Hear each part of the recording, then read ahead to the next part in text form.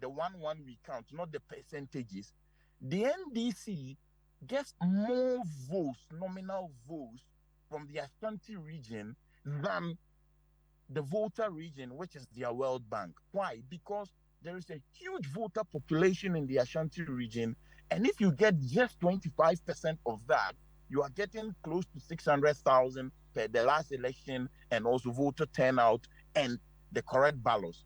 So choosing Marty Opoku Prempeh is to energize NPP base in Ashanti region. The NPP believes that if you look at the 2008 elections and how candidate Akufo-Addo got 49.13% in the first round and needed a little over 60 to 70,000 to have won the election, and they ran it pari passu with the voter turnout in Ashanti region, they believe if they had gotten more people out there, they would have won. Because you can attest to the fact that, put aside economic challenges, put aside the best candidate, put aside all other variables and hold them constant.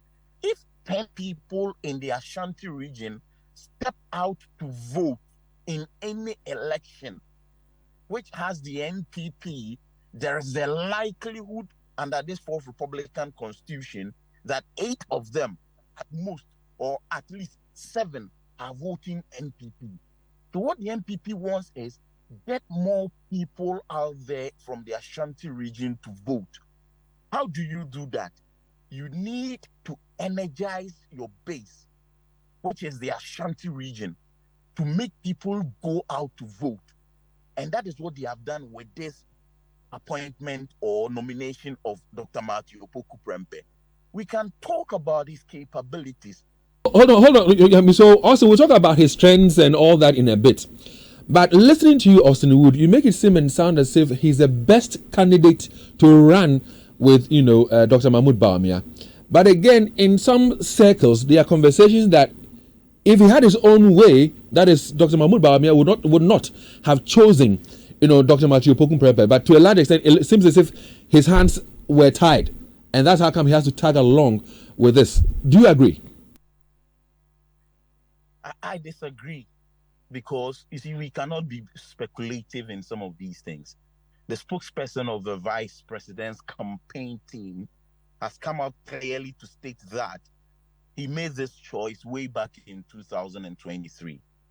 So for people to say that that is not what he wanted, I don't know. They might be close to him and have other things we don't have out there. But I cannot speak to things that are not public.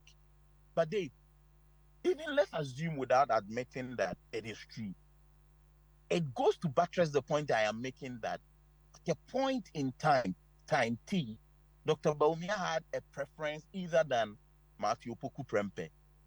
But if you look at the indices in Ghana, what we are going through now, I'm telling you this, the NPP will struggle to win the elections, and they need to be strategic. And being strategic is finding someone, because Dr.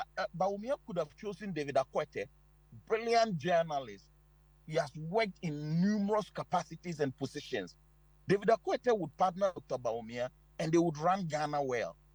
But in 2024, March, if you partner David Akwete with Dr. Bawumia, the NPP is likely to lose. So what have they done?